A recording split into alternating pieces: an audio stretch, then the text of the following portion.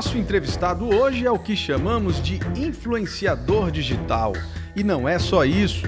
Some aí uma boa dose de coragem para enfrentar os bandidos e uma carreira operacional na Polícia Militar do Amazonas. Ele assume que nunca imaginou um dia ser político, mas diz que seria covardia ver a oportunidade e não aproveitá-la. Ele quer levar sua experiência em segurança nos becos e hip-raps das áreas vermelhas de Manaus para o Congresso Nacional. Vamos conhecer um pouco do capitão Alberto Neto. Por que sair da polícia e entrar na política? Nunca sonhei em ser político, nunca nem passou pela minha cabeça. Sempre sonhei em ser polícia. Sempre gostei dessa brincadeira de infância, de polícia e ladrão e tal. Me amarrava assim no trabalho operacional. E consegui conquistar esse sonho de entrar na polícia. E a gente começou a mostrar o nosso trabalho através das mídias sociais. Uma coisa que eu não esperava, ganhou uma popularidade gigantesca. E a gente observou que o trabalho da polícia está muito ruim. Não só a nível do Amazonas, mas a nível de Brasil. Os policiais estão sendo massacrados no Brasil. Em 2016, foram 453 policiais mortos. Em 2017, 385. Todo dia morre policial no Brasil. E veio conhecendo o sistema a fundo, estando nas ruas da cidade, combatendo o crime organizado, todos os dias. A gente observou a fragilidade do sistema. O sistema está dando brechas para que o crime organizado tome de conta do nosso país. Aí você tem a popularidade, tem uma chance de entrar no sistema e ajustar isso e ficar de braços cruzados seria covardia. Eu nunca sonhei, mas apareceu a oportunidade do Brasil estar precisando de uma renovação política, está precisando de uma renovação no sistema de segurança pública e eu conheço o sistema porque eu vivencio isso. Eu estou junto com minha tropa nas ruas, trocando tiro com bandido, prendendo facções criminosas, desarticulando o crime organizado. Então isso vai facilitar a criação de projetos. É como se fosse uma missão. Você considera isso uma missão, então, dentro do teu trabalho policial? Sim, seria uma continuação. Conseguir fazer um trabalho como polícia. Agora eu quero continuar esse trabalho na Câmara Federal, ajustando a legislação, projetos de segurança pública que funcionem, porque a sociedade olha hoje o negócio de enxugar gelo, porque, por exemplo, eu já fiz várias apreensões de drogas. Nós aumentamos a segurança pública desse estado do Amazonas, aumentou em 600%. Só que todo dia chega droga, porque as fronteiras estão abertas. Não tem um policiamento especializado no combate. E isso depende de uma ação federal, na verdade, Sim, né? Tem que trazer um recurso federal, é situação de fronteira, tem uma relação muito próxima com a Polícia Federal. Lógico, a Polícia Militar tem um papel fundamental. Só que eu tive a oportunidade de viajar pelo interior do meu estado e observei que a nossa polícia está jogada às traças. Tem quartel caindo na cabeça do policial. A lancha do policial não tem uma blindagem. Então imagina, o policial está patrulhando os nossos rios, dá de frente com o traficante, com o narcotráfico, os caras tudo de fuzil. A gente não tem um armamento adequado, não tem uma blindagem para poder se defender na hora da troca de tiro. Então observa como o sistema está falido. Agora, você que viveu dentro desse sistema, hoje a gente pode, e aí eu acho que você colocou bem, que isso é uma questão nacional mesmo, né? Não é só aqui. Você tem estados do Nordeste que tiveram intervenção federal. Ceará hoje está um caos, né? 3 policiais foram executados em plena luz do dia. Não é só o Rio de Janeiro. Pois é, exatamente, é isso que eu queria dizer. Você acha que o Amazonas está tão ruim nesse sentido ou está num caminho de chegar nisso se a gente não cuidar? Está no caminho. Eu acredito que se a gente conseguir fazer uma intervenção rápida, vamos dizer um portal aí de imediato, a gente tem grande chance de frear essa crescente. As facções criminosas, elas ainda não conseguiram evoluir no tempo do Rio de Janeiro. Quer dizer, aquela organização Aquela mesmo. organização forte ainda não está tanto como no Rio. Do Amazonas se tornar um Rio de Janeiro. Por quê? A gente vê eles vindo para cá, né? Exatamente. Ou nós temos hoje uma facção do Rio de Janeiro aqui, que é o Comando Vermelho. Porque eles querem dominar a rota da cocaína, a rota do skunk. Até lá, né? Exatamente. Então eles estão já se aproximando. Hoje, em alguns lugares aqui, a gente já observa o início de uma milícia pedindo para os comerciantes proteção, você tem que pagar para o traficante ou para alguns bandidos. Tem toque de recolher em alguns lugares. É mesmo? Eu recebo muitas informações, graças a sua atividade. A minha atividade, das mídias sociais. O pessoal me liga muito, manda muita mensagem. E tem lugares que está difícil. A população tem uma intimidade com o tráfico de drogas, mesmo sem querer. Ela é imposta isso para ela. Mas isso que me intriga é o seguinte. A gente vê isso em vários estados, como a gente já está falando aqui. Por que a gente não consegue resolver? Qual é o caminho para se resolver isso? É dinheiro, é vontade política, é projeto na área de educação? Porque se fala, não, vou melhorar a segurança se tiver uma educação melhor. Mas são coisas muito distantes da realidade, né? Lógico, segurança pública não é só polícia, mas nós já estamos no caos. O problema é que o sistema está todo equivocado. Imagina, cria um raciocínio. As facções criminosas, elas são criadas de dentro do presídio. Perfeito. Então, sob a tutela do Estado, dentro de um presídio, o criminoso consegue arrecadar recurso. Sob a tutela do Estado, o cara fica rico, vendendo droga dentro do presídio, arrecadando dinheiro através de uma caixinha onde o criminoso tem que pagar para a facção criminosa. Então, ele se fortalece. Com esse recurso, ele financia compra de drogas aqui no exterior, na Colômbia, no Peru, em Venezuela. Eles se organizam para comprar uma grande quantidade de droga. Ou seja, o sistema tem uma falha grave. Que precisa ser corrigida. Precisa ser corrigida. Então, agora precisa vontade, coragem, porque não é fácil. A gente ouve, inclusive, isso, né? Que não gostam de mexer no sistema prisional, senão o sistema quebra, lombra, não sei o quê, né? Quer dizer, essas coisas todas.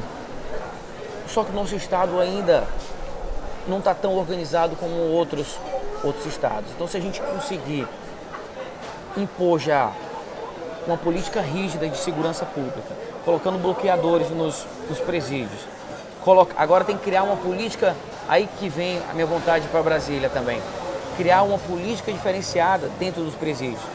Leis, né? Leis de execução penal dentro do presídio, onde o preso tem uma obrigação, se ele quiser reduzir a pena dele, tem a obrigação de trabalhar. E você é a favor disso? Lógico, porque imagina, o preso passa o dia todo fazendo o quê? Maquinando crime, né? Maquinando crime. É vendendo droga, é mandando matar, mandando roubar. Aplicando golpe, né? Você vê muito... Aplicando golpe, né, via celulares, tudo que não presta. A gente tem que colocar esse preso para realmente pagar a sua pena.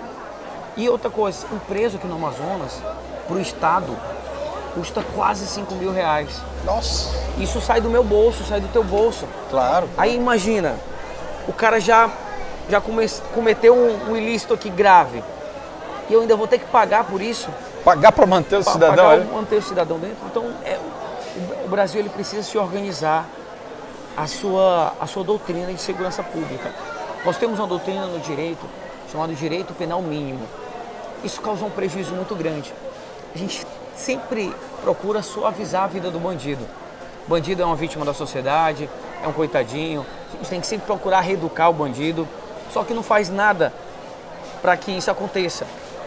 E minha mãe falava que o trabalho dignifica o homem. Sim. Então não é só uma questão de um trabalho escravo, é uma questão que o trabalho vai fazer com que ele não tenha espaço, né? Ocupe a mente, e isso vai gerar uma ressocialização, que ele consiga ter mais chances de voltar à vida da sociedade. Agora, se deixar ele lá, ele vai voltar pior do que entrou. Isso é grave. Então, organizar o sistema prisional é urgente.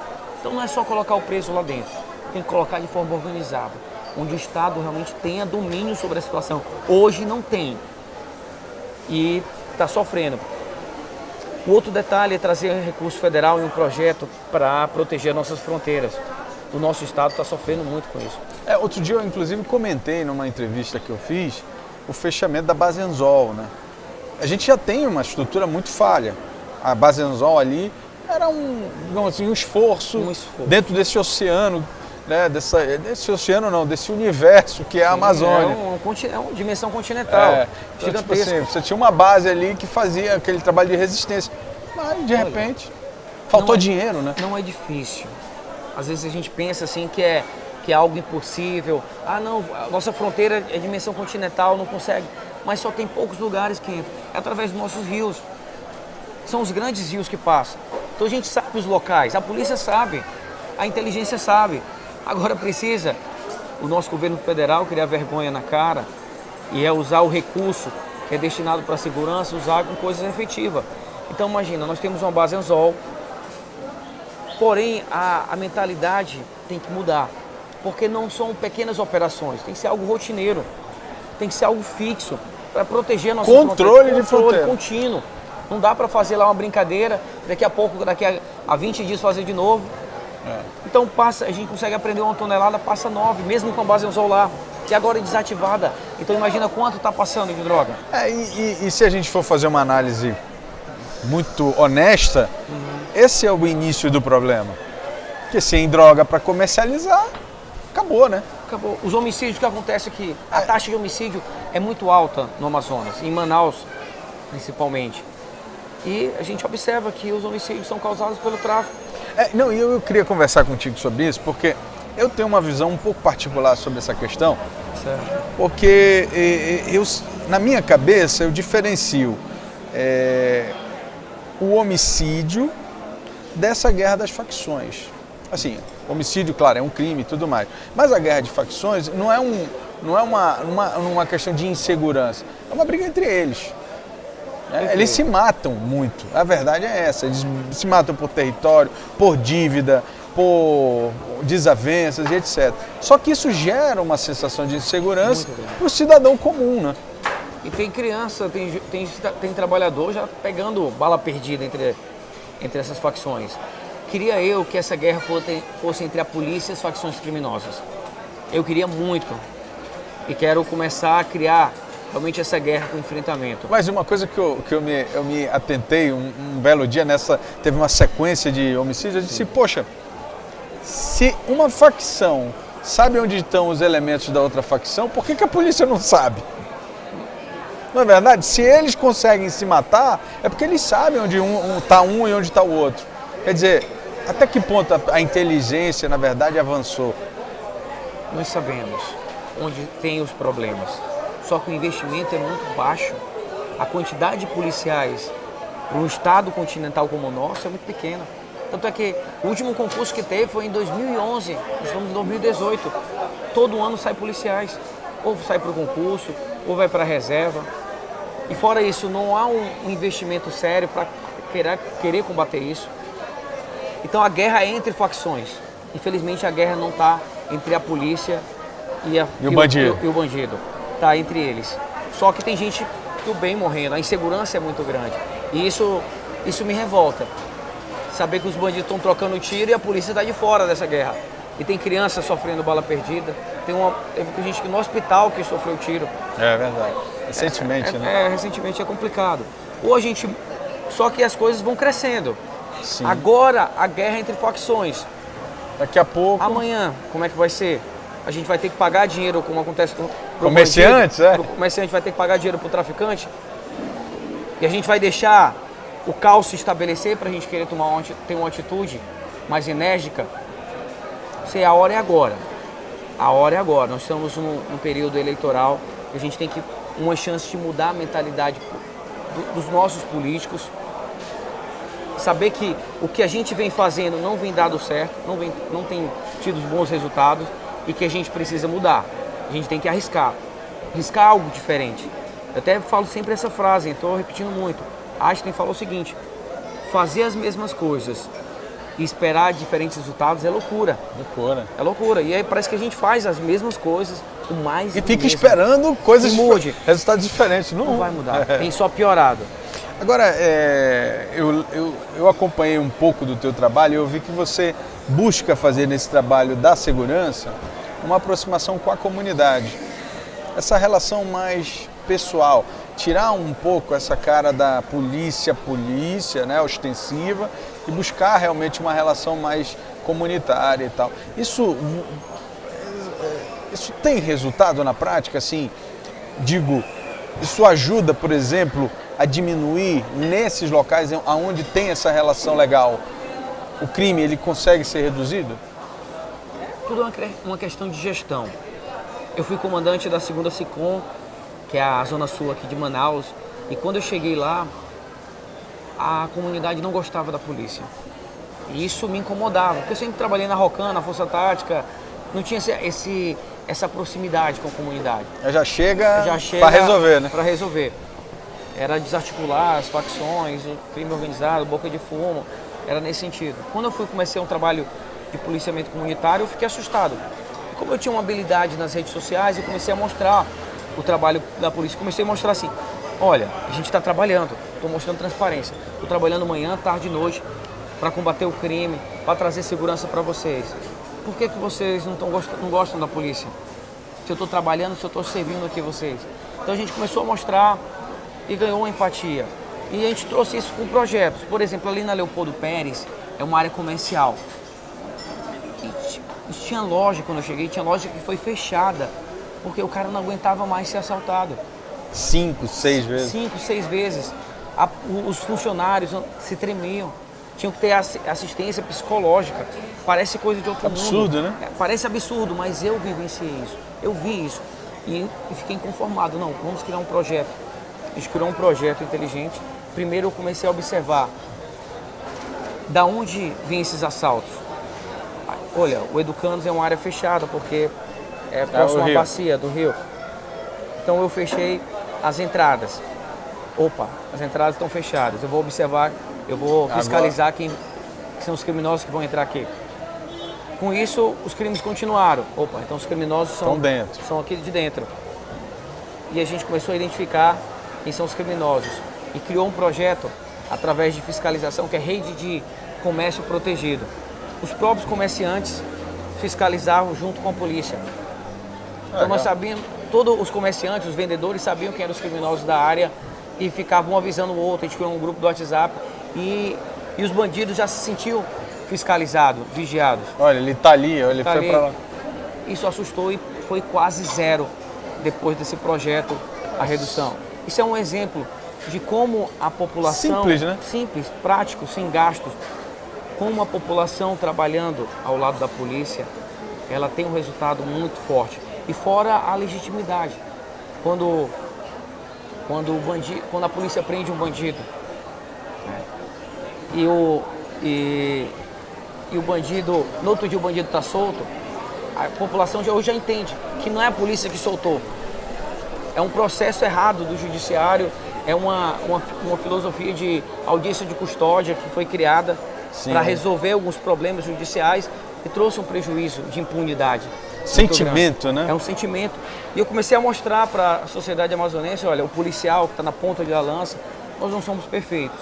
Nós temos problemas, sim, que precisam ser corrigidos. Mas a grande maioria está trabalhando muito, tem enfrentado o crime de frente, com pouco recurso. Vocês têm que valorizar o nosso trabalho. E a gente tem que criar, a polícia, ela está aqui para te proteger, não para te reprimir. E a gente mudando essa mentalidade de valorização, eu acho que tem um efeito político, de trazer também novos recursos para o nosso estado, porque o político tem o lance do eleitorado e tal. Agora tem um efeito de legitimar o trabalho da polícia. Sim, agora você está indo dentro dessa, digamos assim, onda do momento, que é a do policial. Tem muito policial hoje federal, entrando realmente para a política por conta dessa figura pública que é o Bolsonaro, que é um dos candidatos à presidência e que traz um discurso muito próprio, né? Para a gente não entrar em muitos detalhes. Agora, a política não é para qualquer um. Você está preparado para viver, por exemplo, as pernadas, as nuances desse mundo político? Eu digo isso porque você, na verdade, essa é a sua primeira... É minha primeira eleição. Sua primeira eleição, né? Como eu posso dizer, a gente não se prepara para uma pernada, não sei. Eu não sou político, eu sou o capitão da polícia que tem um conhecimento técnico em segurança pública. Me preparei para isso. E, lógico, tanto de segurança pública como de gestão pública. Então, pós-graduação pela UEA em gestão pública. Vai focar nisso. Para focar nisso. Eu acho que a política precisa mudar. Essa politicagem, e aí que vem a figura do Bolsonaro. Que é contra tudo isso, né? Eu acho que é um rompimento. É uma ruptura mesmo. É uma ruptura que o povo está precisando. Porque esse processo de politicagem, do toma lá da cá, olha só, se tu me apoiar eu te dou um cargo, eu te dou isso, tem deixado o nosso povo e tem freado o crescimento do Brasil. De não colocar pessoas preparadas para isso. Então não vou dizer que eu estou preparado para pernada, eu estou preparado para trabalhar muito e em criar projetos para o nosso Estado. Né? Criar uma mudança da legislação, uma mudança dessa segurança pública que está falida. Essa que é a realidade. Ou a gente muda, ou o Rio de Janeiro está cada vez mais próximo aqui do nosso Estado. Eu acredito que não estou fazendo campanha e não cresci fazendo campanha para o Bolsonaro. Faço por acreditar que ele representa essa ruptura de querer um Brasil, uma política diferente para o nosso país. Essa que é a ideia. Mas eu acredito que tudo se constrói com projetos, com algo técnico, com a gestão, com algo diferente que está sendo feito aí. Com a política financeira para o nosso Estado, por exemplo, a Zona Franca corre um sério risco. E se não tiver emprego, não adianta ter projeto de segurança também. Vai falir. Nova York só conseguiu dar uma guinada na segurança pública. E nós estamos querendo trazer o projeto para cá, né, com o Giuliani para cá e gastando milhões com isso. Só vai conseguir funcionar se a economia do nosso Estado também funcionar. Nova York conseguiu dar uma guinada econômica naquela época. E nosso Estado está precisando também. Então precisa voltar a gerar emprego, senão a economia fica muito ruim. Eu fui o comandante também aqui do Vermelhor. É outra área complicada. Uma área complicada, difícil. E eu vivenciei isso. De ver jovens, adolescentes, indo para a escola e chegar traficantes. Olha, vende para mim... Outro dia eu vi, inclusive, desculpa interromper, mas eu vi uma matéria que esses jovens, eles agora admiram o bandido que usa a tornozeleira. A tornozeleira virou um sinal de reconhecimento da relevância daquele bandido. E alguns estão pegando relógio, botando no tornozelo para imitar o uso da tornozeleira. Isso é uma inversão de valores, né? O Brasil vive uma inversão de valores e isso me dói. E eu não consigo ficar de braços cruzados vendo isso. E eu mostro, e eu tento esse trabalho nas mídias sociais para mostrar, influenciar os nossos jovens que o caminho é outro. Que o caminho do civismo, de a gente valorizar a nossa pátria, do caminho do bem, do trabalho, esse é o caminho correto. E eu vou buscar, através das mídias sociais, influenciar o nosso povo, principalmente a juventude, para isso. E é verdade. Eu vivenciei, eu vi isso. Crianças, adolescentes, lance de glamourizando, né? Deixando fulano ali fulano traficante, porque tem um lance de estar com carro, uma roupa da moda, né? Ter dinheiro para levar meninas para passear. Isso mostrando que o crime, o cara compensa, comete um crime e compensa. Tá solto, ele está só com a tornozeleira eletrônica. Há uma impunidade muito grande no nosso país. Hoje que no Amazonas acabou o semiaberto, colocaram uma tornozeleira eletrônica. Antes o cara passava o dia todo roubando e à noite ia levar a droga e o restante para o regime fechado. Aí o que é que a gente faz? Opa, corta isso.